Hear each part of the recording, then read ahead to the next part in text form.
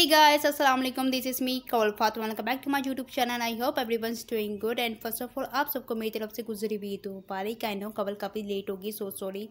और आप लोग बताएं, आप लोग की ईद कैसी गुजरी, क्या क्या पहना, क्या क्या ईदी मिली, कहाँ कहाँ गए, क्या क्या खाया। और कवल की ईदी कहाँ है गाइस, कितनी गलत बात है। और कवल बहुत बिजी थी रमज़ान में, बिल्कुल टाइम नहीं मिला, बहुत मसरूफियत थी कवल को, मत पूछे, बिजी बंदी। सो गाइस, आज मैं मिनाल खान का स्केच बना रही हूँ गाइस। बना रही थी, लाइट चली गई, तो आप लोग भी सोच रहे होंगे कवल ये क्या बनाया दिखा रही है। तो मुझे पता है यूट्यूब फैमिली मेरी बुरा नहीं मनाती, देख लेगी, क्योंकि इग्नोर कर दें गाइस।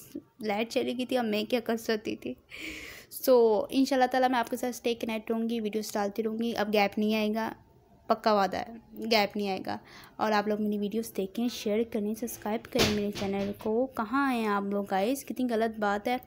और दुआ में ज़रूर याद रखिएगा कवल को। और आप लोग घर में रहें, सेफ रहें, बाहर ना जाएं, बाहर कोरोना वायरस फैल रहा है। अगर लग गया तो मत पूछे, वारे नहीं आने हो जाएंगे।